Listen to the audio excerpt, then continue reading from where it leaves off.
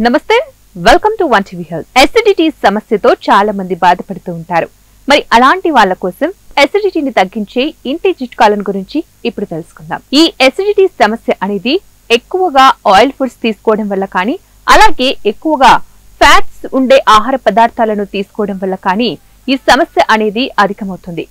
దీనివల్ల కడుపులో మంటగా ఉంటుంది, అలాగే ఇబ్బందికరంగా కూడా అనిపిస్తుంది. సో మరి ఒక గ్లాస్ నీటిలో జీలకర్ర వేసి నానబెట్టి కాసేపు అయ్యాక అందులో మరికొన్ని వాటర్ ని యాడ్ చేసి మరిగించాలి. ఈ గోరువెచ్చని జీలకర్ర నీరు తాగడం వల్ల ఎసిడిటీని తగ్గించుకోవచ్చు.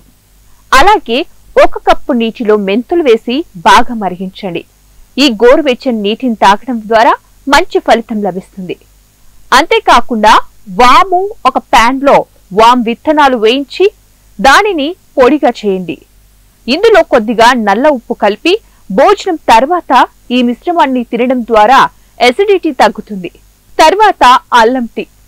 అల్లంలో అనేక ఔషధ గుణాలు ఉంటాయి. సో మరి అల్లం టీ తాగడం ద్వారా కూడా ఎసిడిటీని తగ్గించుకోవచ్చు. ఇంకా ఆకుకూరలు.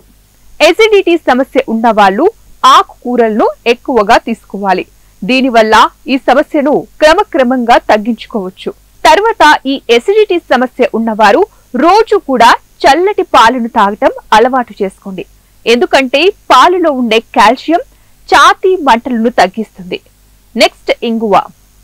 గ్లాస్ గోరువెచ్చని నీటిలో 1 స్పూన్ ఇంగువ వేసి భోజనం తర్వాత తాగటం ద్వారా ఎసిడిటీ సమస్యలను చెక్ పెట్టవచ్చు. అలాగే నిమ్మ సోడా.